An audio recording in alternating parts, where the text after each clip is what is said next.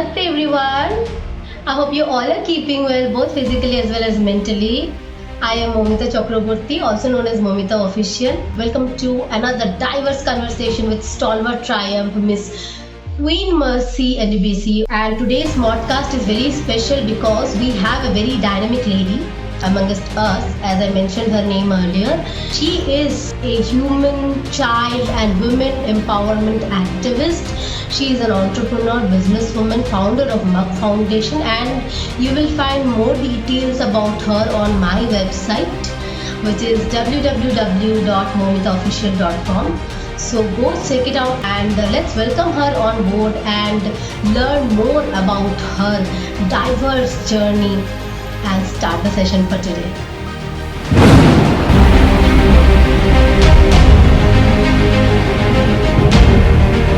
Hi Mercy, how are you doing, my dear friend? I'm doing very fine. So, dear, the thing is, as you know, that MODCAST is a combination of monologue and podcast. I think you might have gone through the introductory video. Why I wanted to invite you is because you are very special to me. And you have done so much for your country as well as for the world, both nationally and internationally. And I feel that, yeah, you are a person who has to share a lot of things with the world. So I'm glad you have accepted my invitation and have joined me for my special podcast. Thank you so much for joining, dear. Sister. And thanks for finding me worthy and keeping me that perspective. Thank you so much. I don't take things for granted. You're most welcome. You're my friend also. You're my sister also. So I'm really glad to have you today. So as we all know, we first start with the very initial stage of life, which is childhood, because that is the beginning of our phase where we gain consciousness and then slowly start towards the path of success. So tell us today about your childhood, how it was, and where you have grown up, where you born, etc. Okay. First of all, I will say a very big thank you for having me grace your wonderful broadcast. I really appreciate connecting from Nigeria to India. So I'm happy that I'm no longer watching India on Z-World. I'm now connecting with in India, but with my phone, and someday I look at visiting India. So my very You're sincere most welcome to India, dear. okay. Growing up, I grew up in a family that was very, very large. I'm the second child, second female child, and I have four siblings. Let me say yes, let me say I have five siblings because I'll be coming to why it was reduced to four siblings. So growing up, my we had cousins in the house. So I would say I grew up in like a communal environment where I had cousins, distant cousins staying with us. So you can't really identify who were my biological siblings because we all look alike. But I didn't grow up in one particular state in Nigeria because I had civil servants as parents. So I was born in Benue State, Nigeria, but I grew up in Niger State. So it's a different state in Nigeria. So because my parents are civil servants, they get to be transferred to other states. And because we are very little, we move with them. So I've never in my life stayed in a particular state in Nigeria, apart from when I did my university days. So because I was in the university, I stayed in a particular state when my parents were also being transferred to other states in Nigeria. So growing up, I didn't have a harsh family background. My parents were very lenient and very understanding. My dad was the busy type. He was never at home. He was a banker, though retired now. So my mom was a civil servant and also had her businesses she was doing. So she was also not at home, but I had senior uncles and senior aunties that were at home with us. And I had an uncle that led us in the path of religion.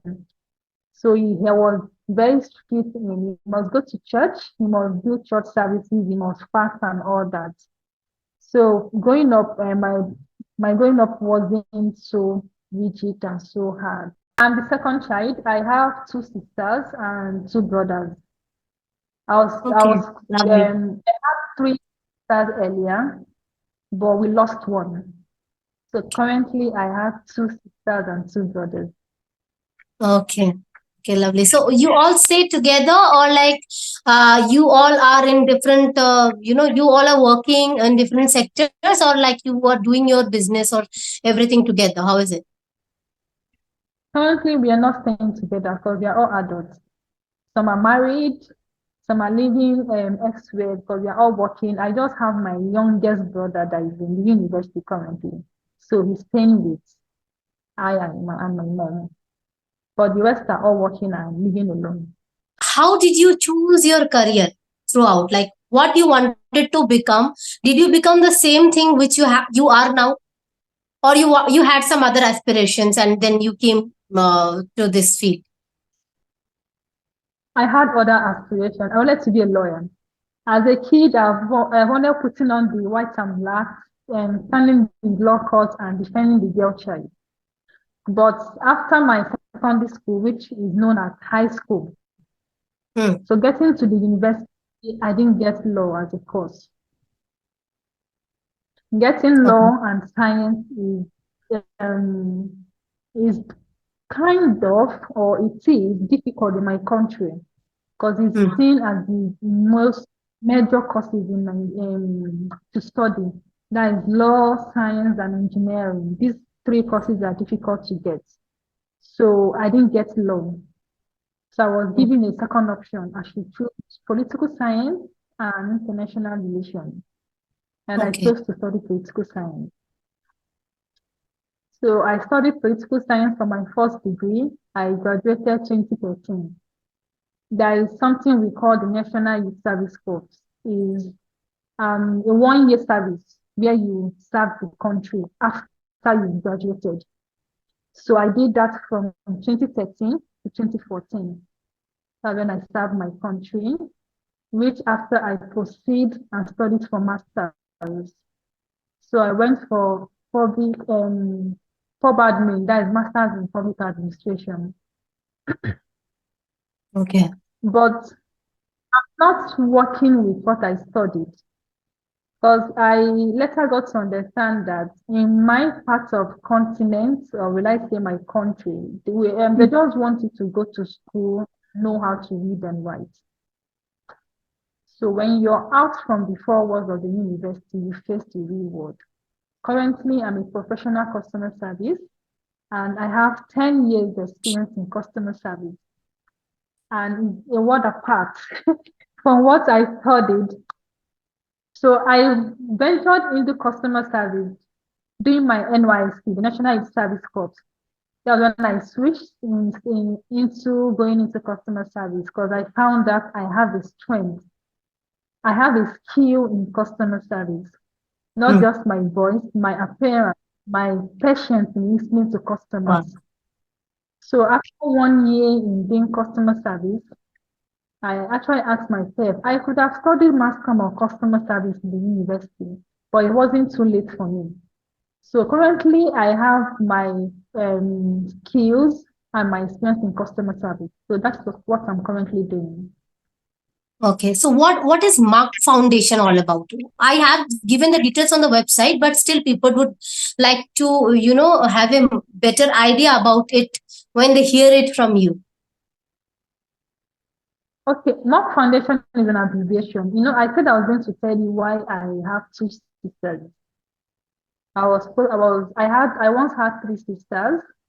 So Mock Foundation is an abbreviation from the name Miriam Ujunwa Girls Foundation. Miriam Ujunwa was my immediate younger sister. I remember I told you growing up, I had cousins in my house, female and male cousins, a lot of them. They come and go. Some stayed permanently. So 1997, I had this cousin staying in our house, a male, older, very older cousin staying in our house. And August 1997, my immediate younger sister was sick, very sick, and we didn't know what was happening to her. My dad traveled. My mom was busy not with her business and her government work. So it was Okay. just we, the kids, house. And her illness got to the point that so she started bleeding from her female body. Let me just use the word vagina. And my apologies to whoever that is listening. So she was taken to the hospital, and from what we are told, she died at the entrance of the hospital. And few months later, we are told she was sexually abused repeatedly, and we didn't know. So a year or 2 years down the line, we got to find out that he was my male cousin that was staying in our house that did that to her. And my mom sent him back to the village. So during that period, I was 11 months older than her. So people didn't really, as of that age, people didn't really know who was older because they actually thought we were twins. And she was she was bigger than I was. I was the slim person in the family, even not in Namaste, the slim person in the family. So sometimes people thought she was older than me, but I was 11 months older than she is. But that period, I remember my grandma telling us that what has happened, and it's a family secret, and it's a dent on the family name, and we should protect the family dignity and family name. We shouldn't say it to an outsider to know about it and stuff like that.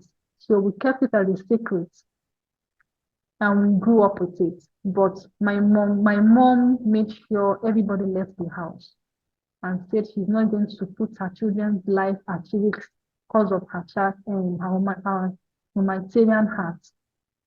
So they left, and the doors to my home was shut. It was just we, the kids, that are in the house. Nobody can come in. Anybody that comes in, we are like my mom's siblings, and she was being extremely careful. Mostly those that can stay longer, we are the female siblings. The male siblings, they had limited time to stay in my home. True. And my male cousins banned from coming to my home to avoid such incidents from happening again. So after my university, I relocated to the federal capital of Nigeria, that is the FCT Abuja. And I met someone, her Mm-hmm. name is Grace. Okay. That's an NGO that has to do with menstruation and menstrual rights. But before then, I was already a beauty queen.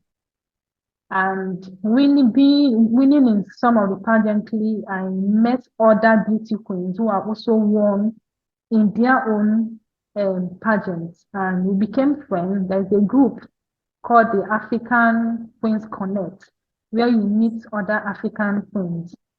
So they Mm-hmm. call for programs from the group, and if your chance, you attend.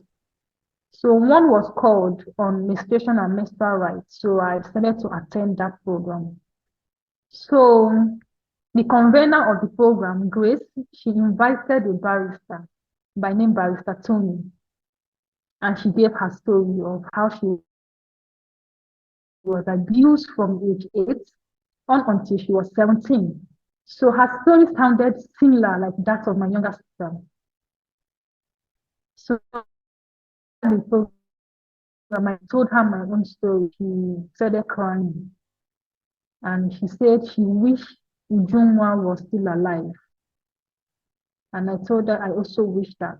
And anytime I'm telling her story, I always wish she was still alive to tell her story herself, or we could tell the story together.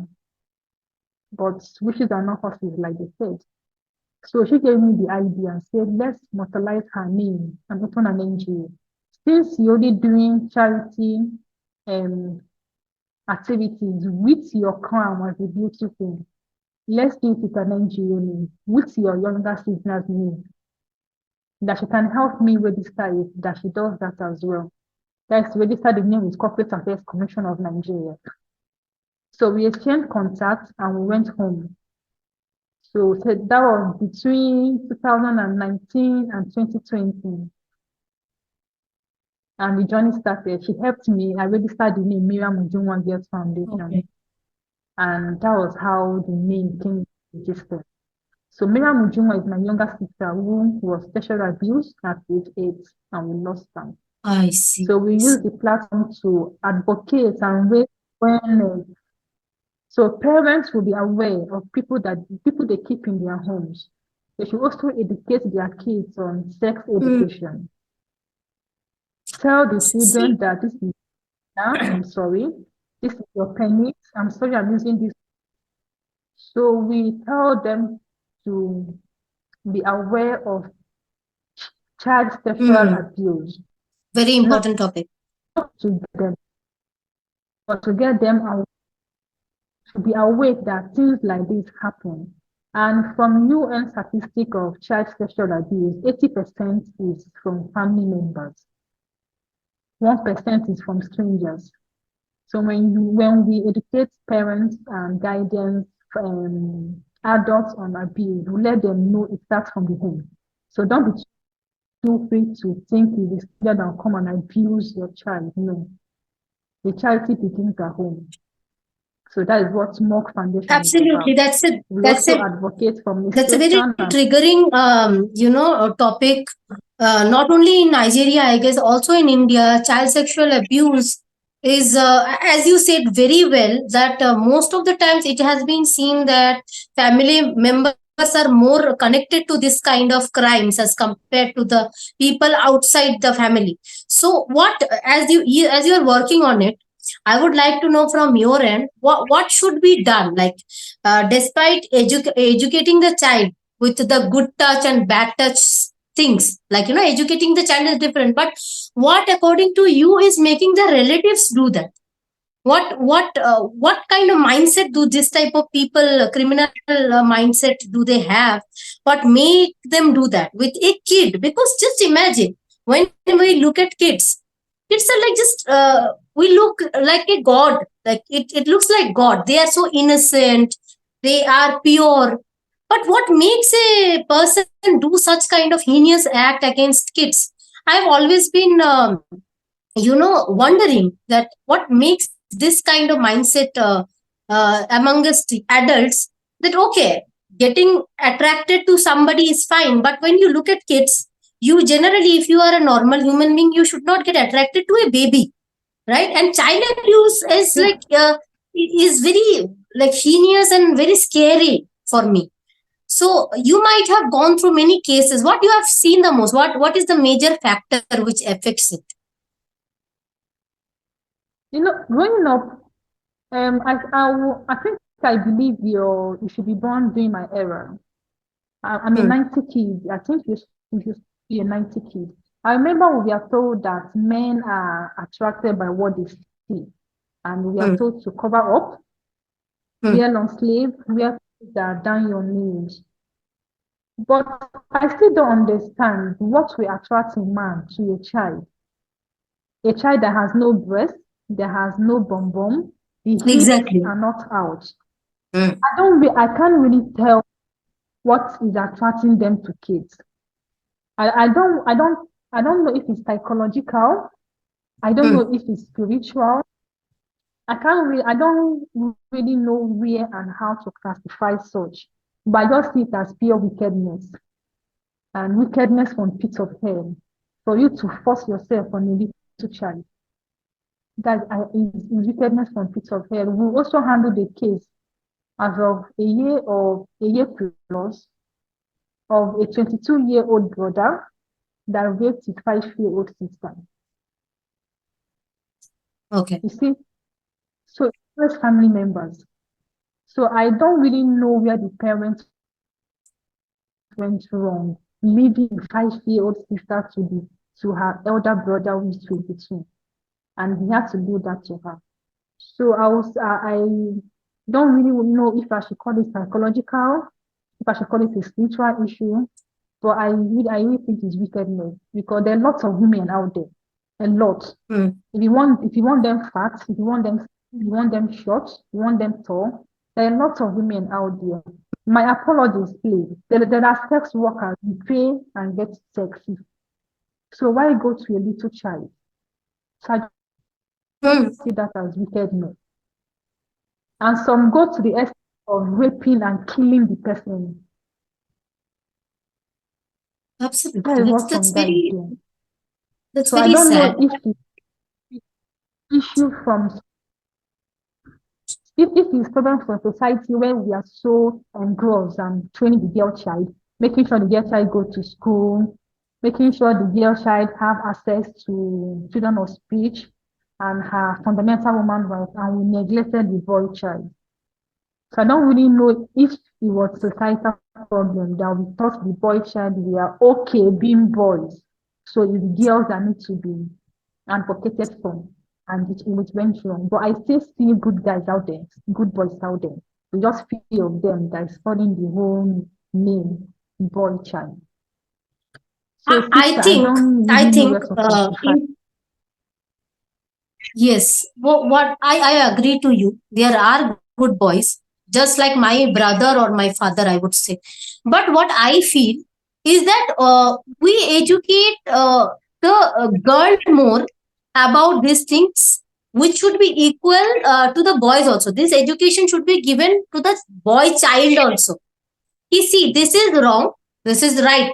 So I Mm, think we might, I don't know about Nigerian mentality, I'm talking about the Indian mentality. What we do here is like basically from if a girl child is born, she is taught from 1 to 100. Okay, just giving a basic example. But when a boy is born, okay, he's not given that kind of upbringing, that he gets so much of relaxation from most of the things. For example, if a girl is born, she will be taught to cook, she'll be taught how to dress up, she'll be taught how to sit.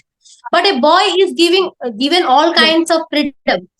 When it is also required, freedom. I feel we sit with the boys also equally, because a child is always a child. They don't understand the genders that time when they are a kid, right? So you, when you sit with a girl and teach her how to sit, same time teach the boy child also, that see, if you touch a Mm, girl or any other boy also, it's not good to touch even a boy also. Sexual abuse can be yes, with both girl and boy. Even some boy child are facing sexual abuses. It's not only about the girl child. So mm, if we teach them right, I guess slowly, slowly, when they grow up and they understand that from childhood, I think we can bring a lot of changes to the world slowly. Because what goes inside in the mind of a child, I think that stays longer than when we become an not adult when and they're keep growing. And by the time we age, things do not get into the head as much as it gets into the head when we are a kid, I think. yes. And you are doing a great job by doing this. And do let me know in case if I can do something from here, because that is a very, very, very important topic to be discussed on, and to like to be spread all across the world, not only in India and Nigeria, because these things are issues Mm, which are like, these crimes are increasing day by day, and it feels very hurtful to see this kind of heinous acts, especially amongst like with the kids who don't even know, they just have come to the world and don't even know what the world is about, all about. Anyways, moving ahead, as we are having modcast today, so just tell us about something. Would you like to give the message to your viewers today? what I will give to the anybody listening to me, mostly those who are younger than I am, I will say you should stay focused to your dream. Take it one step at a time. You don't need to rush. It's just like climbing the staircase. When you take the step one after the other, you don't get tired. Your feet don't get stiff. So take time with yourself. I'm not saying marriage is not part of, I think, if even in our religion accept marriage. I'm a Christian, and the Bible says we should go into the world and reproduce and replenish the earth, and we do that through marriage. But don't rush into marriage. Don't take too much time, but take your Mm. time and pursue your dreams regardless from where you're coming from or family background. Pursue your dreams. I would say you should be patient with yourself. You should love yourself. You can't love another if you don't love yourself. Love comes from you first. Love yourself regardless of how God created you. Love God as well and love every other person around you. Wonderful, wonderful. That will be inspiring a lot of people, because these are the practicalities of life. If you want to do something altogether, you end up doing nothing. So take one step at a time and complete that work first, and then move ahead to the next. That is a very wonderful message from you. Before we end the session, I would like to describe yourself in just 3 words. In I should three describe words, myself. which you resonate with yourself the most. Okay,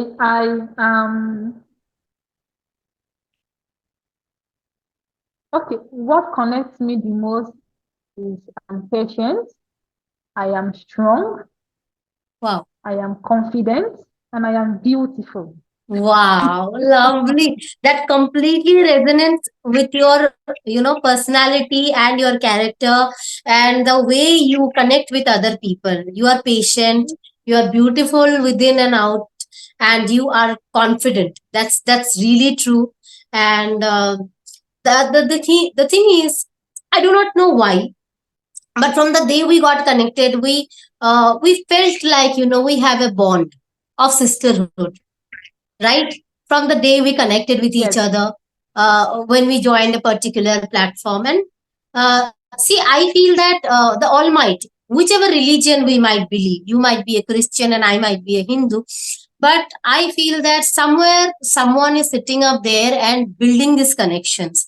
And I'm so glad to be connected with you. And I feel that somewhere else also I have a sister like you, Monica, Tabitha. And I have, I want to say this, okay, today to you, that I have always seen Nigerian people to be so kind and joyful and lovely.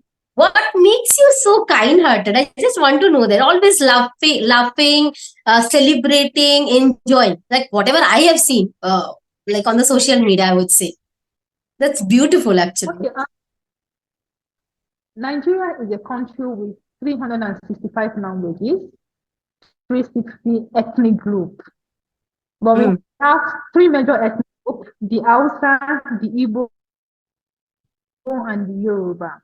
So being born and brought up in Nigeria, you're used to having people that don't speak and understand your language, that don't even look like you do. Easy for us to connect with other people from other countries because we're already used to seeing that in our own country. And one of what keeps Nigeria going is we don't carry our problems. We follow life as it is. Wonderful, wonderful, dear. I think India and Nigeria are almost same, and I look forward to host you someday in India. You're most welcome in our country, because we feel that guests, Atithi Devo Bhava, like guests are like our God. So you are most welcome to visit me, at least your sister, in India any day. Thank you, sister. Thank you so much for having me. Do have a nice day. God bless you. God bless you. Bye bye. Take care.